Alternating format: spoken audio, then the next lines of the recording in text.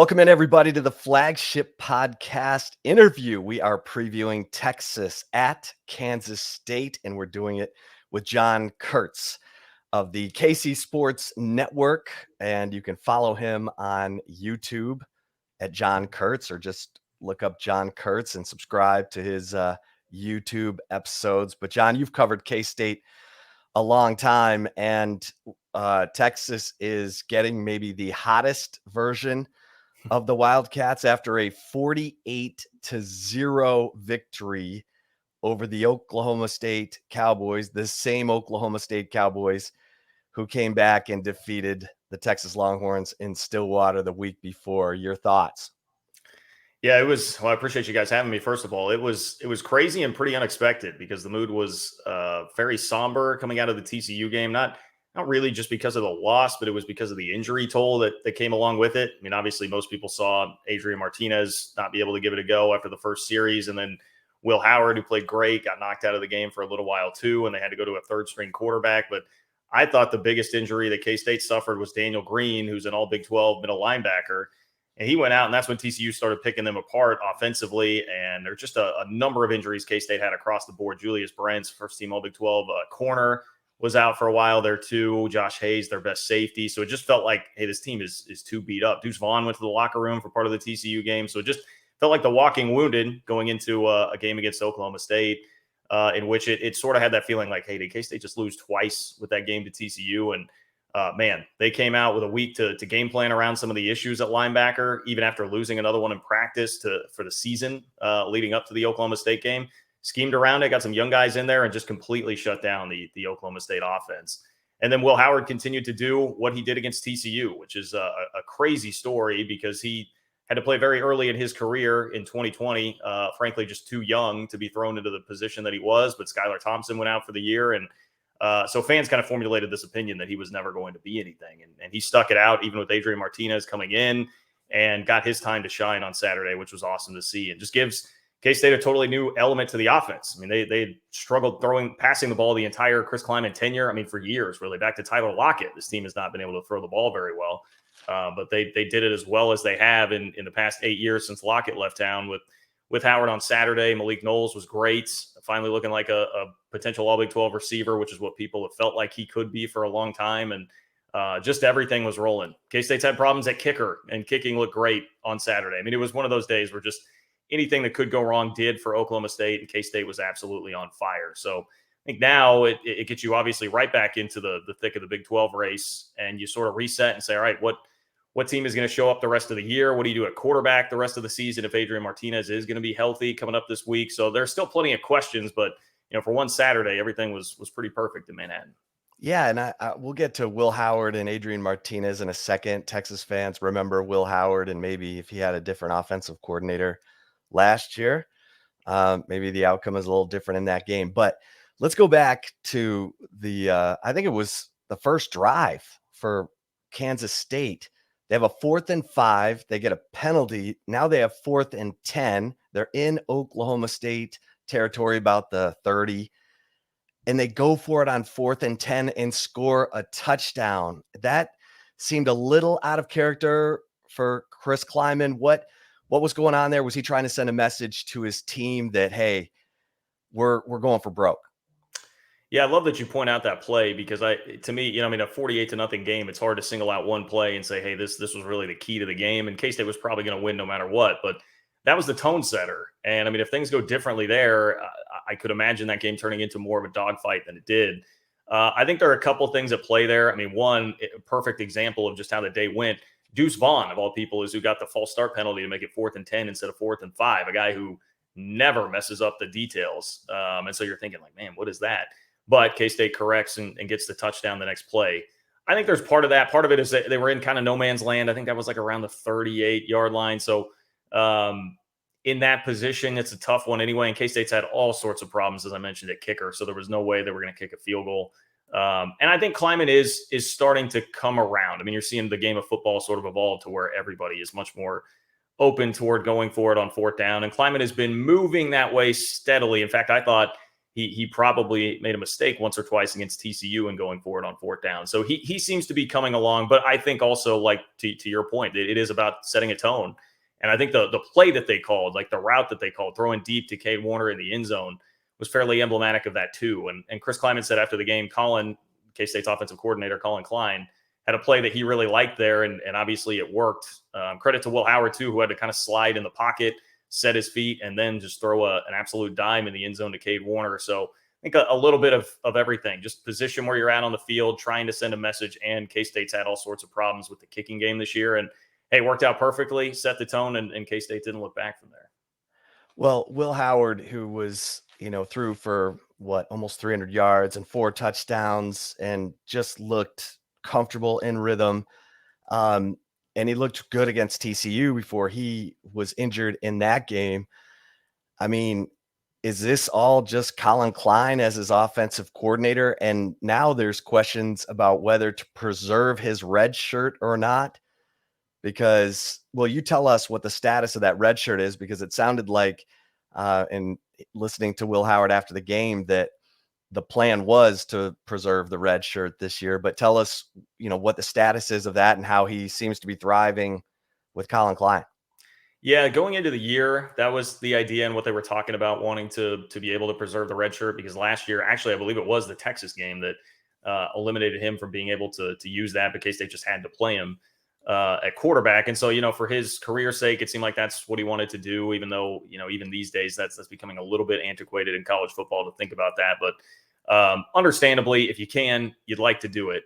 I think at this point, it's probably just going to come down to, hey, what do we need to do to win this game? I mean, you're chasing a potential Big 12 championship here, something K-State hasn't won since 2012. So I think no matter what, it's going to be, hey, what do we need to win this game? And I'm sure Will Howard would agree with that and be in the same kind of boat. So, we'll see. But it'll be very interesting how they're going to handle it this weekend and even beyond with Adrian's injury situation as to who is going to play.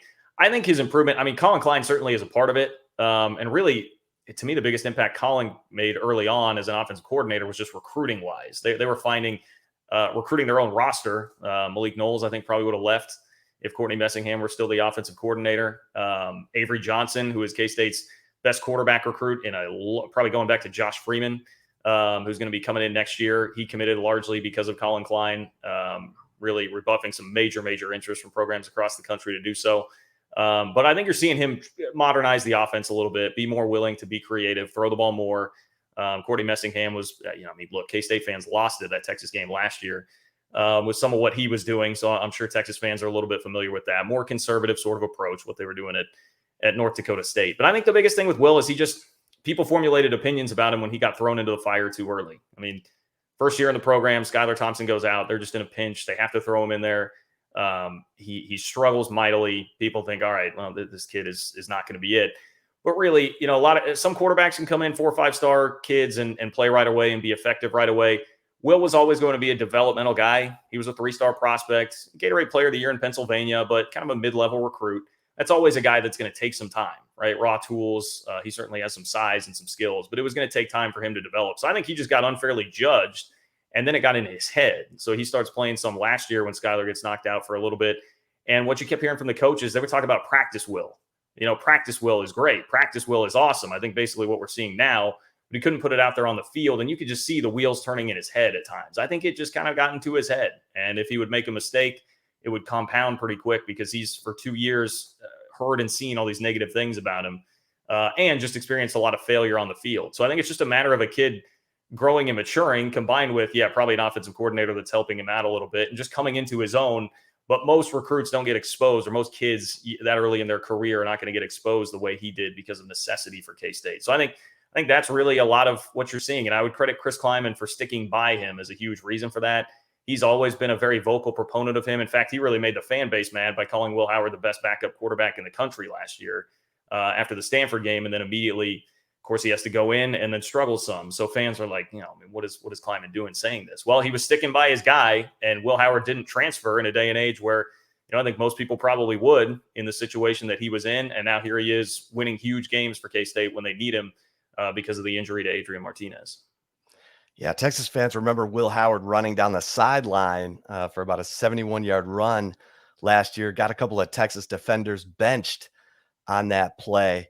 But he sure looks game. Will Howard sure looked comfortable. Not only the fourth down touchdown pass, but 2 third down touchdown passes. So delivering, when he absolutely had to. And Deuce Vaughn looked healthier.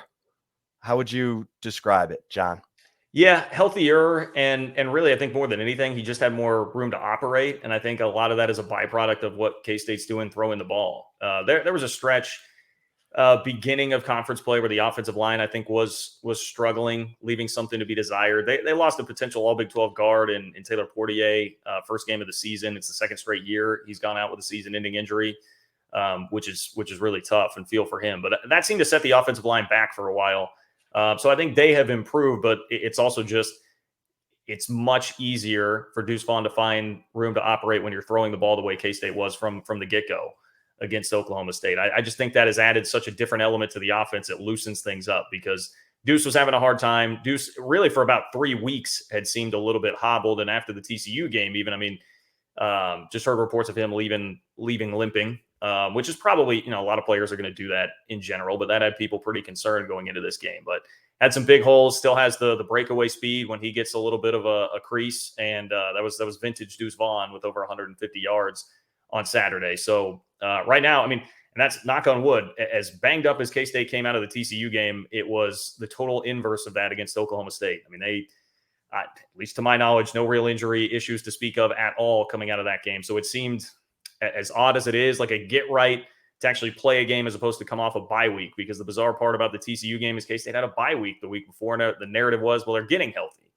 I guess it's come, but it's come now a week later with the way that it appears right now. And I think Deuce is on track. He's tough. He's as tough as they come, as durable as they come for as small as he is, which is one of the most incredible things about him, because you look at his runs. A lot of that's between the tackles. Like, people would look at Deuce with his size and think he's just going to be a gadget guy, throw it out to him in the flat. No, he runs between the tackles and runs between the tackles as well as almost anybody in the country. Maybe anybody in the country not named Bijan Robinson. So I think Deuce is kind of back on track and feeling pretty good right now. Yeah, K-State runs a lot of inside zone, a lot of counter power stuff. I think Texas needs to run more of with Bijan Robinson and Roshan Johnson instead of all the outside zone or the heavy emphasis on the outside zone. But we did see a couple of counterplay touchdown runs from Texas against Oklahoma State, and then Oklahoma State adjusted and they went away from it. Texas is certainly going to see a ton of counter and power this Saturday night at 6:00. What do you make of the game time, John? Well, I know K-State was a bit surprised that it didn't wind up as the big noon kickoff game on Fox. And instead, they opt to go with Texas Tech and TCU. And I believe that selection came down before the Tech game was even done last night. So I don't know if there's any buyer's remorse on that after Tech winds up getting pummeled pretty good by Baylor in the end yesterday. But look, K-State, I also know, likes it. The football staff likes it from the standpoint of a recruiting weekend. They run into a lot. Really hard to get recruits into Manhattan, Kansas, which the airport, Manhattan does have direct flights from Dallas. That helps a lot, but it's tough for 11 a.m. games to get recruits in. And as Oklahoma certainly knows, they've complained a lot about the early kicks. A lot of places have experienced that it can be difficult to get guys in on official visits. So they're going to have a pretty big recruiting weekend to be able to get at least a guy or two in that are big targets that would not have been able to visit at 11 that can at night. I think also it adds to the atmosphere. That much is pretty obvious. I love the 2:30 kick. I love kind of the classic 2:30 kick time that K-State had last week against Oklahoma State. But I think it adds even more juice when it's going to be a night game and a night crowd. So honestly, from like a fan experience standpoint, from an atmosphere standpoint, I like the night kick better, even if it is a bit of a slight that you get passed over for the big noon kick game on Fox there. So it'll be jumping. This is as excited as K-State fans have been in a long time. These last 2 weeks have probably been the most anticipated home games that K-State has had since 2014 when they played Auburn the year after Auburn played for a national championship. So you're gonna get a really lively atmosphere, no doubt, on Saturday. All right, let's take a quick break here on the Flagship podcast, talking to John Kurtz about all things Kansas State. We'll come back and talk about the Wildcats defense, which did some heavy lifting against Oklahoma State. So don't go anywhere. And if you're watching us on the Horns 24/7 YouTube channel, we will roll on. And John, I'm with you. When I saw Daniel Green went down with an injury, you're thinking, oh, wow, there goes the leader of that level of the K-State defense, because there is good leadership on the line and in the secondary. But Daniel Green had proved to be the best playmaker, a couple interceptions this season. He goes out in that TCU game, and it sounds like he's going to be out for a while. But the K-State defense, what did they rally around his absence? I mean, unbelievable performance in the shutout of Oklahoma State. Yeah, I think there are a couple things. I think one, it just made a monster difference to be able to have a week to game plan around it instead of being thrown that curveball in the middle of a game. I think they were, they played 6 defensive backs at times and kind of used an extra safety as a linebacker, which, the problem with that is I fear what that would do to you against Texas and the running attack that Texas is going to bring to the table. So that may not work every week, but you can patchwork some things with that. They also, they were forced to throw in Jake Clifton, who's a true freshman, who made a couple of huge plays. He tipped a ball that turned into a Julius Brents interception and really flashed. And I think that may have been a case where he doesn't get on the field, even if he might be ready for some snaps just because of their hesitancy to put a young guy on the field that early, but they had to. And now they know that he can perform a little bit when he's out there. So that certainly is a part of it. I think just the rest of the defense was juiced and ready to go. And they're a lot better at home. I guess that's the good news for K-State, bad news for Texas in this game. The numbers all show K-State is a good defense, good enough defense on the road, but they are a great defense at home. They have not forced a turnover, I believe, on the road so far this year. That's what I was going to ask you. All of their league leading, 14 forced turnovers have come in home games? Yeah. There you go. I'm pretty sure that was accurate. Yeah. So it's been a barrage of them at home, and then on the road, they're good enough, a little more bend, but don't break sort of defense. But all the playmakers seem to really come out at home, and they've got studs really at every level. I mean, Felix Anudike-Uzomah, you're seeing him mocked in the first round a lot now at defensive end. I think he's the best pass rusher in the league. He's always around there making an impact. And then in the secondary, Julius Brents might be a first-round draft pick at corner. Really long, lanky, great size. He's had a tremendous season. Echo Boydo, the other corner, who's been pretty good, I thought played his best game of the year. He got stuck in one-on-one situations a lot against Oklahoma State. Spencer Sanders tested him. He didn't give up anything. So I think that you just got a better performance. Everybody sort of stepped up, and they were able to craft a game plan around what they were trying to do. Nick Allen, who's been viewed as a weak point at linebacker on the defense, it was Daniel Green's backup. I think certainly played the best game of his career. He's a former walk-on, kind of a typical K-State story that's in there. So, will that hold up throughout the rest of the year? Will he continue to play at that level? I don't know. We'll see. But it was certainly encouraging and a nice start for all those guys. And just give a ton of credit to Joe Klanderman, who's K-State's defensive coordinator. A couple of years ago, they lost Scotty Hazelton to Michigan State, who went there for a 7-figure paycheck. And I think fans at the time were frustrated that K-State didn't try to match that money because he had a pretty good year one. And honestly, I think that's been a blessing in disguise. Klanderman obviously much cheaper and looks like a rising star. He's done an awesome job with that defense so far. Spearheaded a switch from a 4-man front to a 3-man front last year that has really paid some dividends for these guys. And I think they just all kind of responded and upped their level of play. One thing I noticed in the Oklahoma State game, at least early, and maybe, you can correct me if I'm wrong, but it looked like K-State brought pressure on the obvious passing downs and with great success. Did you see them being more aggressive in this game defensively, in addition to going for it on 4th and 10 offensively? I think a little bit, and I think probably knowing that Spencer Sanders was a little bit ginger may have contributed to that too. But really, the biggest thing is they're getting great play out of the corners right now, as I mentioned. I think they felt comfortable leaving Echo Boydo on an island with some of those receivers. And maybe that's a little bit different with a guy like Xavier Worthy, who I think is a better playmaker than what Oklahoma State's bringing to the table outside. So again, that may change a little bit this week, but Oklahoma State did not seem to want to test Brents at all. And then you get Boydo on the other side. I think that just afforded them that luxury. They also, another guy to watch out for is Josh Hayes, who is probably going to be on some all Big 12 lists at the end of the year. He was a midseason, I think all transfer team. Someone had him on the all transfer team midseason, All-American. He was at North Dakota State, then at Virginia, transfers in, and he's a safety by trade, but they love using him in the slot. And he basically turns into just a slot corner a lot of the time. And they totally trust him one-on-one too. Kleiman said he thinks that he's as good as anybody in the country at defending one-on-one in the slot. So because of that, they have the opportunity to really man up sometimes there and trust those guys in situations, especially with, I think Oklahoma State has decent playmakers, but not top of the line elite playmakers. So I think it was kind of a recipe where they were able to do some of that against the Cowboys. Well, let's stay there because the K-State defense obviously held up well against TCU for a half. K-State was up 28-10 in that game. How was K-State playing TCU, who's got obviously probably the most complete set of skill players when you include the quarterback run game. But what did you see from the K-State defense in that game, and where did it get away in the second half?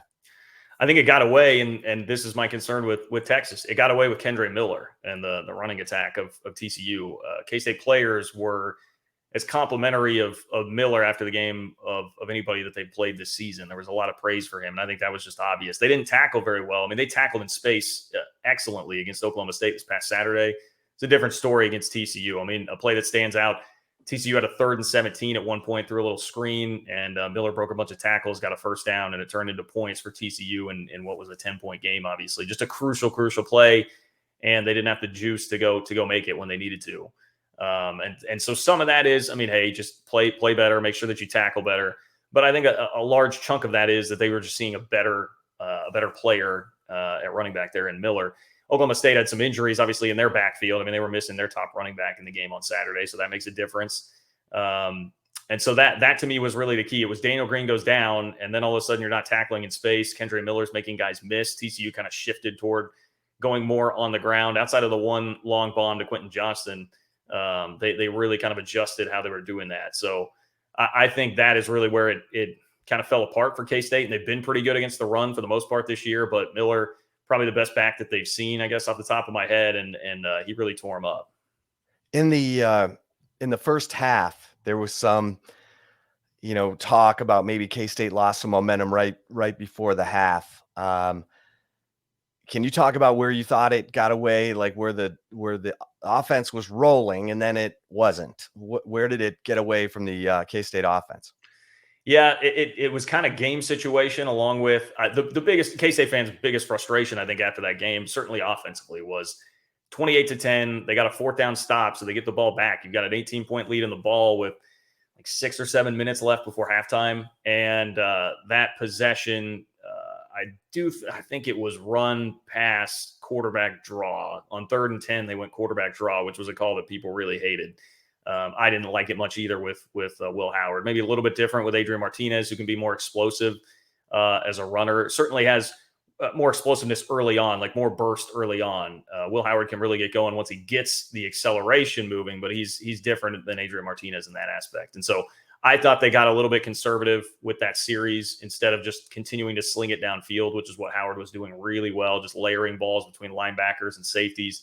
And they did not really attempt it on that series. So that was a chance to really go for the jugular, push it out to an even bigger lead there when you have all the momentum in the world. And it feels like when you're the underdog, you're on the road, that's probably a spot where you probably should be more aggressive. But in fairness, K-State took advantage of that and scored in basically the exact same scenario against Oklahoma State at the end of the first half on Saturday. And obviously it led to a win. But that was definitely a frustrating part. And then I think beyond that, it was just they didn't touch the ball for a while because TCU gets the ball back. They start going to Miller. They pound it down the field.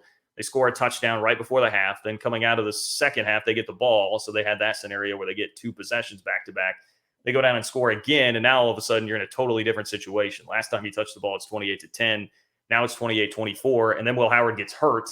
Then you have to throw Jake Rubley in for a couple of possessions, and it just sort of spiraled from there. So I think it was getting knocked out of rhythm, TCU controlling the ball for a while there and missing one chance there to be a little extra aggressive and steal another score. Yeah, I mean, it was and those things you just described, carbon copy of Texas on the road. Steve Sarkisian trying to protect leads, try to run the football, keep things in front of you defensively. And in this league, I think we're finding out you play not to lose, you just might lose because the offenses are too good, and so Texas going to have to find some nerve on the road. John, special teams, you hit on it. What is the latest situation with the field goal kicking for K-State, who has really good returns? I mean, Texas fans are wondering how Malik Knowles still has eligibility. But you've got you size it up for us. Where's K-State special teams right now? Yeah, they've been it's hit or miss. It's been a mixed bag this year, and obviously that's something K-State usually hangs their hat on. But the kicking situation is the easiest headline there, where they have Chris Tennant, who was a really highly recruited kid. I mean, they were very excited to get him. He's got a huge leg, but just has not been very accurate. Particularly, honestly, shorter kicks have been more of an issue for him. But even when he's made kicks this year, they've been just by the skin of his teeth, and it just doesn't look very smooth or comfortable, and has never left anybody feeling very easy. I think about where he was at. And so he misses a couple of kicks in the game at TCU, obviously, which was a huge factor in a 2-possession game. And they finally decide against Oklahoma State. Actually, a couple of drives stalled in the second half, and I was sort of glad to see it happen because they got a chance to put Ty Zentner out there, who has been around for a while, veteran, another really big leg, but he's been the kickoff specialist and punter. So the issue there is just overstretching him a little bit too much, making him do too much. He's going to have to handle basically the entire kicking duties. Punting, kickoff, and now kicking field goals. But he looked great. I mean, he kicked 2 field goals that were pretty short, both under 30 yards, but they straight down the middle, really powerful. It looked much more like it should look. And you kind of had this like exhale, like, okay, maybe they do have a solution to this. And I don't know if maybe they moved Tennant to kickoff specialist because, again, big leg, he could probably just whack it out of the back of the end zone. That may be something that they try to do. I'll be interested to see how that goes. But I think for right now, it probably is going to be Zentner that is kicking field goals in the game. Return units have been good. I mean, they've had return touchdowns this year. Phillip Brooks took a punt back against Missouri back in the non-con for a touchdown. He almost took one back on Saturday late in the game against Oklahoma State. So you have Phillip Brooks and Malik Knowles, who are both All-American return men throughout their careers. But it just seems like they haven't quite. There's been a couple that probably should have broken for bigger returns than they have so far this year. They've just missed a few barely. So still a lot of potential there, but it hasn't been quite as good as maybe what you'd like it to see. Coverage units, they've been all right. Nothing really to complain about too much. And Zentner's been a solid punter for the most part this year. So again, hit or miss, up and down, particularly the kicking duties are where the concern I think is really at for K-State moving forward now. I mean, Texas, this is a rare situation for Texas. Texas has actually won 2 in a row in Manhattan. Normally we're talking about, some kind of losing streak. But this just seems like a different K-State team a little bit. What do you think is going to happen at quarterback, John? Because Adrian Martinez, by all accounts, it was a real game time decision as to who was going to play quarterback, Will Howard or Adrian Martinez, going into that Oklahoma State game. If Adrian Martinez is healthy and can go through a full week of practice, is he still the starter? It's a great question. My guess on how it would go down, at least my thought on what I think they probably should do and what probably will happen is, so Adrian, I mean, the biggest thing that he provides and what K-State's offense was pre-Will Howard was explosiveness in the running game. And the best thing that they had going on offense, even as good as Deuce Vaughn was Adrian Martinez's legs. I mean, everybody remembers the 3rd and 16 play against Oklahoma where he takes off and scrambles for a huge gain, almost scores a touchdown, puts the game away. Texas Tech, he was, when they needed plays, when it was getting late and it was tight, he popped some huge long touchdown runs that got it done for him. It's been his legs that have really carried an offense that otherwise was fairly inconsistent. They really relied on the big plays on the ground game. So I say that to mention that the key with Adrian Martinez is he's got to be healthy enough to run the ball for him to really be effective. His problem early in the year and why they lost to Tulane is because he was so scared of turning the ball over. He was not willing to cut it loose and throw it down the field much at all. They rectified that to a point, but everyone made a big deal about it going into TCU. He still has not thrown an interception, which is great, but he's just not pushing it down the field very much. So I think if you're going to play him, you've got to make sure it's going to have to be a scenario where he is really close to 100% ready to go, and they would feel confident running him a lot. I think a lot of the dismay about the season after the TCU game was thinking like, man, if you can't run the quarterback, what is K-State's offense going to be? Well, we've seen now Will Howard can throw it down the field, is perfectly willing to, and they are able to execute that. So I would, if I'm them, if Adrian Martinez is not 100% healthy, buy another week and then push the decision to next week. See if Will can do it again against Texas. I think he's certainly earned that opportunity. I mean, I probably just wouldn't mess, if I'm the coach, I probably wouldn't just mess with the momentum that you have right now with Howard anyway. But especially when you can kind of buy time to heal Adrian up. And then if you're looking at, all right, full strength Adrian Martinez, who can really run the ball dynamically, or a guy in Will Howard who can throw the ball in a much more dynamic fashion, maybe that becomes a tougher decision when you go to Baylor after you play Texas. But that's kind of what I'm anticipating now. I would be surprised if it winds up being Adrian Martinez, especially because I know this injury has been lingering since post-Iowa State. Like, this has been, I think he had a bit of a knee issue after that game that they didn't think was that serious, but then all of a sudden was against TCU when he went out in that first series. So I'm not expecting it to just be like a snap your fingers, he's good to go sort of a thing. And I would imagine that that's going to lead you down a path to where Will Howard starts. I mean, a lot of cool little storylines in this game. Obviously, you've got the Big 12's two rushing leaders and Bijan Robinson and Deuce Vaughn on the field. You mentioned Felix Anyaduke-Uzama, who is the Big 12's sack leader, and is what makes him special, John?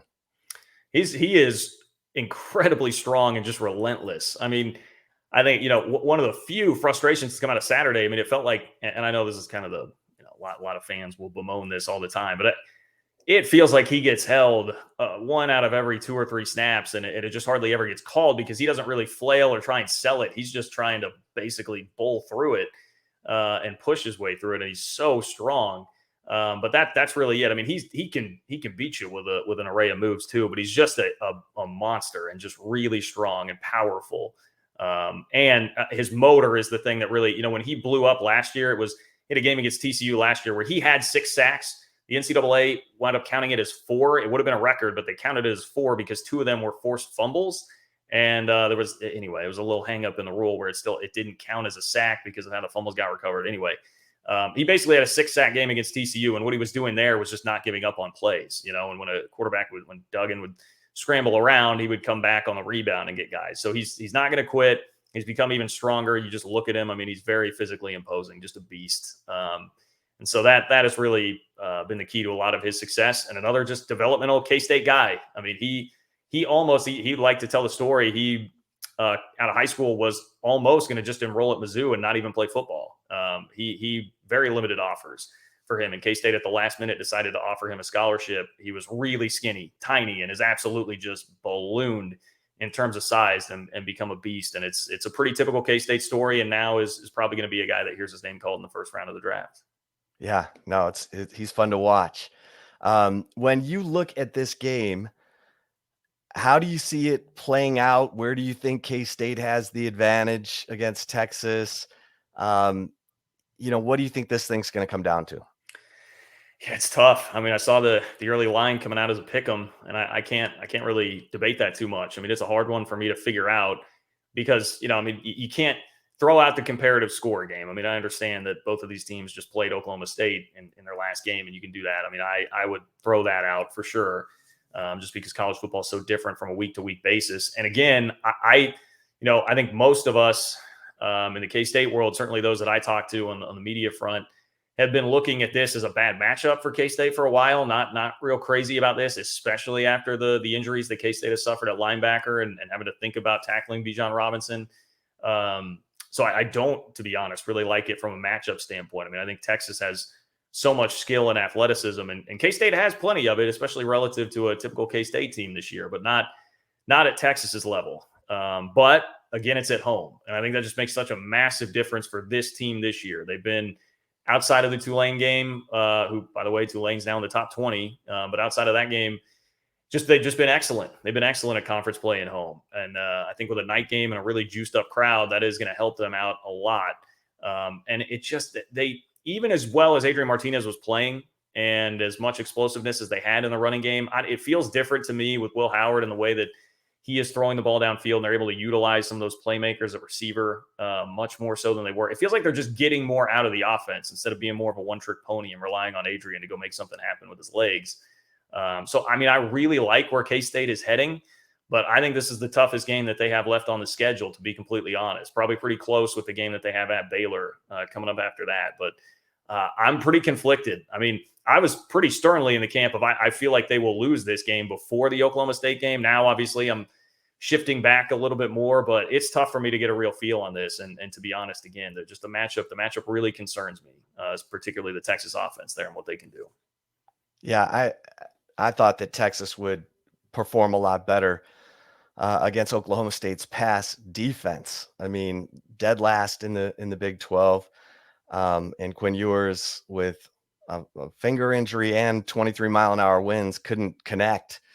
Had one of his worst passing days. Do we know early what the weather is going to look like up there in Manhattan at 6:00 on Saturday night? It's actually a good question. I have not looked at that yet, and anybody who knows me in my life would not be shocked in the slightest about that. I'm always the guy that shows up like without a coat when it's pouring down rain. So I'm not the greatest at checking that in advance. I think my hope would be make it as cold as possible. You know, I mean, I think most of us typically think like, all right, if you're going to bring Texas here in November, I'd like that to be really cold and, people would perceive Texas to not be as tough to handle scenarios like that, situations like that. That's what I would hope. But I, to be honest with you, I do not know. I don't know what the weather's going to be there. I can pull out my phone real quick, I guess. Nope, I'm checking it real quick. Okay. Just going to look at the 10-day right now. We're looking at somewhere between 60 degrees and 44 degrees, 40% chance of rain. Saturday night, as of right now. Right now being Sunday night, we're recording this. John, any other storylines you think are important that are standing out right now for this K-State team? I think really just as it pertains to interest to a Texas fan in this specific matchup, maybe not so much. I think really what's happening a lot right now globally with the K-State program is that they are slowly on the come up here. And I think the COVID season in 2020 really set what Chris Klieman was doing back a lot in recruiting. They couldn't bring kids on campus. I think they have a much better time selling recruits on campus when they can get them there, because you think K-State, Manhattan, Kansas, you don't think there's a lot there, but there really are great facilities, tons of fan support. And I think it blows people away when they actually get there on campus to see it. So they got hurt by that. They had locker room issues. They had a bunch of transfers that year, and they've made it a point to really rebuild the culture. And I think they're just reaping some of the rewards of that now. I think they have better program depth, which you saw again with the injury issues and being able to withstand that and go and pummel Oklahoma State the way that they did. They're recruiting. They're in the midst of their best recruiting class in a long time right now, with some really high profile kids in state. So I think you're just seeing this program sort of ascending right now, and a lot of this work that they've put in over the last couple of years coalescing. So K-State fans kind of feel like this team, this is definitely the year that they could compete for a Big 12 championship and that they're on the precipice of doing something pretty special.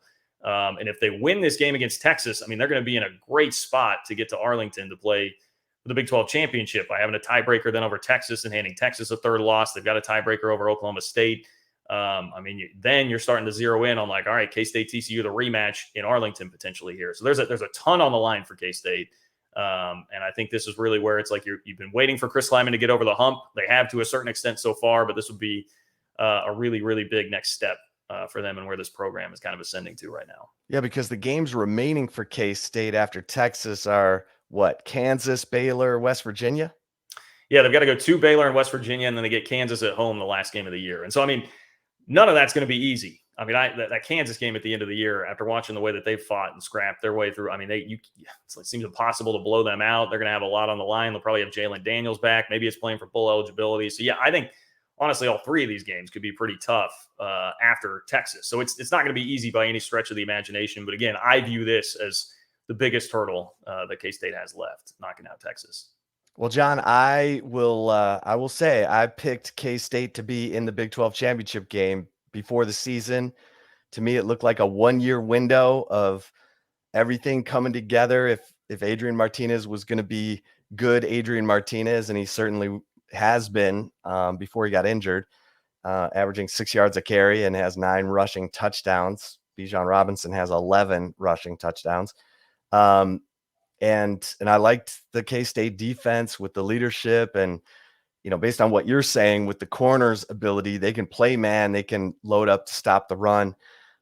This is going to be a fascinating matchup. And right now, I don't know how Texas is a 1-point favorite when they've lost 5 true road games in a row. They have to prove it to themselves that they can win a true road game at this point. And it sounds like it's going to be cold and maybe wet in Manhattan on Saturday night. I think it's fascinating. Really appreciate your time in taking a look at this one. Thanks so much. Hey, absolutely. Really looking forward to it. All right, John Kurtz, KC Sports Network, and follow him on YouTube. John Kurtz. Just look for his posts and subscribe. Thanks everybody for listening. We'll be talking all about Texas K-State this week, and so until next time, we'll see you over at horns247.com. Until then, stay safe and keep the faith.